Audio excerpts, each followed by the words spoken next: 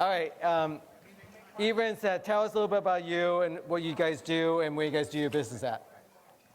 Okay, I am Eva Casoria, and I am located in New York and Connecticut. I am a licensed broker covering mostly Westchester County in New York and in Connecticut, all of the kind of bordering towns. Been in the business about 16 years now, and I sell real estate. We all sell real estate. Yeah. So my name's Seth Levin. I am in my 21st year in the business. Obviously started really young. I work in all of Manhattan and then Blue Chip Brooklyn, closest to Manhattan. Work in every price point because we work by relationship. We know that, we're talking about luxury, but some of my biggest luxury business came from somebody who bought a $400,000 place in the past and then connected me with all their private equity friends. So business begets business is my mantra, and I just in the truly the people business, and real estate is a byproduct of it. So let's get right down to it. So with the limited listing that's out there, how do you guys elevate your brand to make you guys stand out? So the timing for me this year especially is really apropos to doing my brand, because I just joined EXP about 4 or 5 months ago, so I actually took on new branding as part of the move. So that was something that we did very carefully. We were very specific on what we wanted our look to look like in that process. So that made it easy because we were doing it anyway. But in addition to that, how we get attention for our brand and what we're doing more now than we ever did before is social media through different, there was talk about AI earlier and different social media sites. So we're working with a company to uplift our brand that way as well. So I actually teach several classes, a negotiation class. I'm driving straight from here to DC. I'm speaking in 5 market centers tomorrow. I teach the negotiation class, breaking into luxury, but I also teach build a boutique brand within a larger company. So I think it's really important, independent of the market, to build a brand that resonates with who your ideal client base is. We go after a significant portion of our business is finance clients. So I am huge in the data, huge in the numbers. I don't send a newsletter, I send a market update. I'm not an order taker, I'm an ideas presenter, so I'm always reaching out to people with ways to take advantage, especially in a segmented, bifurcated market like we're in right now. Being an idea presenter is talking about arbitrage.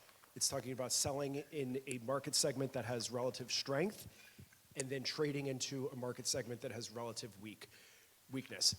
We don't care if our clients buy today. We care that they're well informed and that they're in the right position when they decide to buy.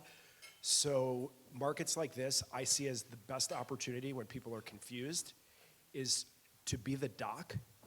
The market is, and the information is the water going up and down. We need to hold our clients who are the boat in place to the dock and give them the right information to make informed decisions, and we're doing that more than ever and probably better than ever right now. And do you guys do anything extra special for your sellers or your buyers when they're buying the luxury properties or listing a luxury property from you? So I thought about what we do differently for our luxury clients versus our regular clients, because we have a pretty, like Seth, like you said, we have a pretty wide range of clients. One year I sold a $60,000 co-op, and the same year I sold a $3 million property. So I wouldn't say that we do things differently, but we step it up. So we do, a lot of the same things for all of our clients. We're going to make sure that we take care of them to the best of our ability across the board. But, what photographer or what photography package we're maybe using on the luxury side of that market is different than the $60,000 co-op. And I also, like Seth, have had clients that started with me as a rental and then, bought a condo, and then sold the condo, the $500,000 condo, and then bought the $1 million house, and then referred their parents for the $2.5 million property, and then, sold the condo and then bought another 1.5. So I think that it's really important that we treat all of our clients across the board with a level of, attention, professionalism, et cetera, and then just bring the products that we're bringing to our listings up a notch for the luxury listings that we have. So, I would just say that high net worth people, luxury clientele, have really highly attuned BS detectors, and they can smell commission breath from a mile away. So when we're talking to high net worth people, it is about being an advisor, not a salesperson. Everybody tries to sell to these people. So have a genuine rapport with them, find a common interest. I sponsor a lot of art openings in the city. I worked for Jasper Johns when I was in college. I stay in my lane and I do the things that I do best, and I attract the people that are attracted to that. But what do I do differently for luxury clients? Absolutely nothing. We use the same photography, the same copywriter, the same print materials, the same website presentation for everybody, because we're in a vertical market. And I have one story where I sold a $400,000 listing, the father of one of the first-time home buyers. And this is interesting. I had an $18 million listing that we were doing a broker's open house, and a $400,000 listing where we were doing the first open house. And I make a promise to my clients, and it's a promise to my business, because first open house is business begets business. I meet everybody there, meet the guy who owns the penthouse, the neighbor, the parent coming with the child. So didn't do the $18 million broker open, did the $400,000 open house. Father came, I wound up listing his $8 million, sold the $400,000, wound up selling it for the buyer, like you said, who was orphaned by her agent. Got a $1.6 million listing on the same floor, and got one of the penthouse units in that building. So the $400,000 turned into, that I can quantify, about $12 million, $13 million worth of business. The $18 million, he didn't accept. I took it over from Ryan Serhant. Ryan Serhant presented him multiple offers. He didn't take it. We lowered the price to $18 million from 23. Multiple offers, didn't take it. He got foreclosed on. So fool's gold, real gold. Relationships are everything. And, especially in a vertical market or in a neighborhood that has, a variety of price points, you don't know who's going to come to your listing to look with a friend, a child. So you want to present yourself as an expert, as somebody that, has a high level of marketing in everything you do, because you never know who's looking at your stuff. So long answer to a short question is, I don't do anything different for luxury. I treat everybody like luxury. I have a client right now, she's in contract on a multi-million-dollar place, sold her a $400,000 place. She had a rejection from a co-op board. She was like, Seth, you're the number one team for your company. Give me somebody on your team. I was like, no, Kathy, I'm taking you to Mount Everest. We're so close. She has been responsible for $50 million worth of referral business for me in the last 5 years. She's now in contract for a multi-million-dollar property. Was an associate, now she's a partner at a law firm. Her friends are all Ivy League educated, private equity clients of mine. 3 of them bought the same $2.5 million listing in a new development with one showing in the same year, and the developer was offering 4%. She introduced me to $300,000 with a very easy commission, but because of the high level conversations I'm having, they don't have to see 400 properties. Can I just add something? I think, I agree with what you're saying, that you want to give high level to every client that you have, because it does grow into something. I think you can make choices as well, though. Doing a floor plan for a 750 square foot condo isn't really necessary when I will do it for, a 3, 4, 5,000 square foot home. So that's what I mean about, in terms of treating it differently, not as it relates to the client, because I think every client, and this was probably one of the biggest things I learned once I started doing luxury, is that they are people. I used to think like they were those people over there. And the more I got involved in luxury, the more I realized that they value your service just the way anybody else does. And I agree with you so much that you have to be real, because they will spot you know, They can smell it, Yeah, right? exactly. Yeah, absolutely. Breath is real. but they love when you actually are authentic and they can trust you because they don't, I feel like that's a refreshing thing for them. So being authentic, I think, is something else. Yeah, we're going to talk about that a little bit later with Jessica about authentic.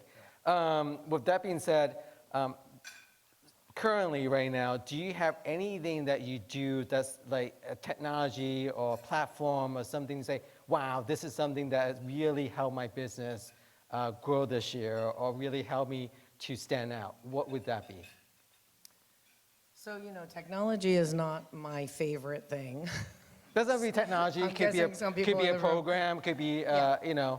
a resource that you use. There was a reference to AI earlier, and at first I was a little hesitant about AI. I just thought, like, I'm just too old, or I don't know what I'm doing here. So I've started to embrace using that and partnering with AI, kind of like they were saying earlier, that, it's here and it's going to be in our businesses. So I'm looking at ways to incorporate it. I have, my son works with me, he's younger, so I have that younger mindset there. And we do have a marketing company that we're working with as well. So bringing in new marketing and the use of AI, I think, is probably the biggest thing I've done this year. Yeah, so Simon, you know firsthand because I've introduced you to the founder of the company. We're incorporating some pretty cutting edge AI stuff, but I don't want to talk about that. That's my Not yet. It's not there that's yet. my director of operations. That's Right. not me. I have conversations with people. I provide value. I get into their life as much as I can. And the easiest way for me to get into people's lives, especially high net worth people, is through our charitable affiliations, but more so getting involved in their charitable affiliations. Being part of what's important to them has been probably the most fundamentally important thing that I've learned over 2 decades in the business. I tell stories of other people's success. I never talk about myself. I want to be in your life and be there when you're ready to talk to me. So there's 6 charities that we support as a team. We make charitable donations on behalf of our clients when the transaction's done in order for them to give us a review. The New York Foundation for the Arts is one of the charities that I'm most passionate about. So if people say pick one, I always do New York Foundation for the Arts. The executive director reached out to me. I sat at his table at their gala this year, at the head table. He introduced me to everybody in that room. I don't think, especially with luxury, we're talking about luxury, but I think it's with anything, people love people that help. People love people that support. So it's not a technology, it's a way of life, but I suggest that you think about how you can make people's lives better, and real estate will be a byproduct of that, not the focal point, and getting into their groups. If you support their charity, you meet their friends. So I'm not big on client appreciation parties. I am big on getting invited to their parties because that's how I meet new people. When I close a transaction, I take out the person whose property I closed and ask them to bring a friend. I want to get more and more and deeper into their ecosystem as opposed to trying always to bring them into mine. That makes sense. Yeah.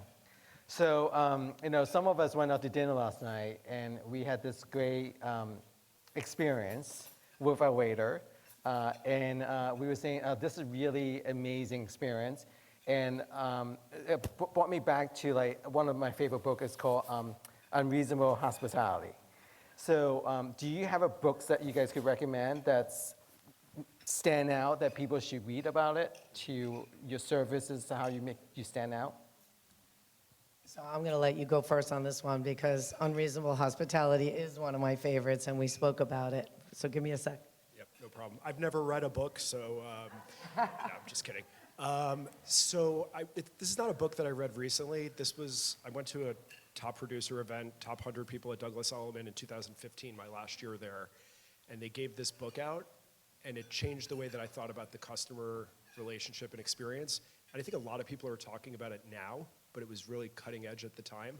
Danny Myers, Gramercy Tavern, Shake Shack, his business, you walk in, they know it's your anniversary because you were there 5 years earlier. Now a lot of people have CRMs, but he was really the first to integrate this into his business. You sit down, they bring you the glass of wine that you had the last time. So the book is called Setting the Table, and it's all about knowing your client better than your competition. So when I'm with my clients, I'm not necessarily only listening to what they're talking about with real estate, their kids, their activities, their travel. It also helps me curate a better closing gift. It helps me curate better conversations. So I try to be a detective, both on the real estate front, but also on the client front. And I used to just commit it to memory, but that ship has sailed. I take so many notes while I'm with people, in my phone, while I'm on the phone with them, after I'm done with them, and I will bring up something a year later that they think that I would never remember, and that's how you make people feel special. So, it's a making people feel important and special business, and remembering the things that they say, and obviously, remember people's names, but also remember their kids' names, their wives' names, their husbands' names, whatever it is, that makes people feel really special. And then for someone, you want to add to that? I was just going to Okay. say, since I can't remember, because it's total blank stage fright up here, but any book I've ever read in my entire life, I do want to say that 11 Madison Park, which is the book that the author writes about, he was with in Unreasonable Hospitality, he talks exactly about, Danny Meyer, right, Danny Meyer was, his kind of mentor, and along with many others. But in that book, he talks about things like paying attention and going really above and beyond. And we spoke about this last night. One of the things that he did, or actually one or two of the things, was he would train his staff to overhear what people needed and wanted. And in one case, it was a family saying that the only thing they hadn't done now was had a New York City hot dog. So they went out while they were at the table and actually got some New York City hot dogs from Sabarettes from the stand with the onions and all, and then they represented it on plates and served it to those clients. Those clients left there thinking, oh my God. And I think that's what we want to do as realtors. We want to have our clients leaving by saying, oh my God. We did that last night with our waiter. Yeah, we're in the relationship business, also service industry. So you have to think about that. You also have to have your top-notch services out there. They also did something with sleds, for anybody who read the book. They had a family in that had never seen snow, and their children had never sled before. And while they were in the restaurant, they went out and got some sleds and then took them over to Central Park. That's, oh my God, kind of material. And that's the kind of business I want to run. Absolutely. So for someone who's here who hasn't get their feet wet in luxury market, how do you help them to gain that experience of confidence to go to that level? So I think number one is what I mentioned earlier, is people are people. And yes, there are, different levels of taste and the way people do things and education and et cetera, et cetera. But I think everybody gravitates towards somebody who can be really real with them and be educated and smart.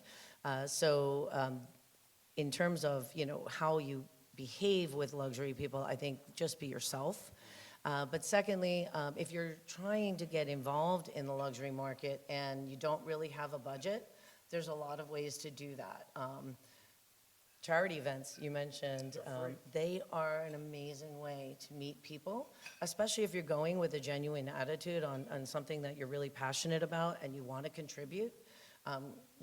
Mingling in the crowds of people that are in the price point that you want to be is a really inexpensive, easy way to start to break into that market. And then, from a charity event, it goes to a golf outing, it goes to shopping in certain areas, and you just start to surround yourself, be the person that you want to present yourself as when you're going on that listing appointment, et cetera. I would say don't buy your way into luxury. It's about meaningful, deep connection with an influential person. I hate this analogy, but it's the only one I have. It's not a machine gun, it's a sniper. Like, you need to scale through somebody's database. You're not gonna meet 50 people that you're gonna connect with that are super high net worth unless that's your world. You went to Dalton, you went to Harvard Business School, you know, your parents belong to the same country club. If that's not the case, you're going to need to meet one person. And then it catches like wildfire if you're genuine, if you try to be a person that adds value. So one of my former clients, who's now one of my best friends, I've been to like 5 Indian weddings around the world with his group of super high net worth Indian friends and colleagues. He runs a multi-billion-dollar health food private equity fund. I have connected him with brands. I've connected him with someone in marketing that's a marketing specific to health food. I am doing whatever I can to ingratiate myself into a circle. You know, I can't talk to 10,000 people, but I can talk to someone that has influence over 10,000 people. So it's scaling the conversation. It's being authentic. A friend of mine who was a big Keller Williams agent in his former market joined EXP and moved to Savannah, Georgia. Didn't know anybody down there. He was like, Seth, how do I build a luxury business? Because he took my negotiation class, he took my breaking into luxury class, and he was like, how do I do it from scratch? I said, let's think, who talks to rich people all day? A golf pro. Why don't you, he's like, I don't play golf. I'm like, perfect opportunity to take lessons. That golf pro is connected to so many potential luxury clientele. How are you gonna meet all these people new in town? So it's scaling through others, and you don't have to compete with them. You don't have to spend all your money. You just have to be able to relate to one person that's influential in a group of people that you want to work with. And remember that luxury is not a price point, because there's $1 million studio in New York City that's luxury, and there's a $3 million family home that's not. So it's not a price point. It's a choice, not a, it's a want, not a need, typically luxury. So you have to first understand that it's a want, not a need. So you have to be an idea presenter. You have to put things in front of them because they don't know they want a new home until they see it. So I think, I have a lot more, but I think that kind of a little somewhat succinct. Yeah, so Seth actually teaches a separate class on that, so we might bring him back for a separate day and do a whole a workshop, all right? And Ava, what's one thing that you want to tell the audience that you should do as a luxury agent? Well, outside of what we already spoke about, I agree with what Seth just said about going deeper in relationships as opposed to trying to gather, get to know a larger group of people. I think going deeper is really important in any relationship, especially in the luxury market. I also think that, as I started to say earlier, you want to live the part. You want to start to frequent places that luxury buyers go to. You want to look at the other luxury properties in the neighborhood. I think Jared said earlier, he used to pull up all of the sold properties in the last year, and I thought in my head, what I do is I pull up all the luxury properties in my area and look at what's available and see what's selling for, 4 or 5 million, because right now I have a couple in the 2 to 3 million price point that I'm looking to, sell. And so if I can see what people are buying and what they're looking at, sorry about the mic thing, then I'm more educated and I can help my client get the buyer that they need. So I guess living the luxury experience through the eyes of the buyer, through the eyes of a broker, through the eyes of, the seller would be something I would recommend. I mean, what do people that buy luxury property have in common? They're rich. Are they rich because they make bad financial decisions or good financial decisions? Good financial decision. They paid expensive lessons to get to where they are, so they've lost money in the past, but they're not losing money at present, or they wouldn't be buying a luxury piece of property. So they took the lessons of their failures. We could push that to the side, not my point. They are highly successful people and they understand finance. So every day I read 3 economists in the morning. I study market segmentation. I don't study the market as a whole. We need to be able to drill down into nuance with these people.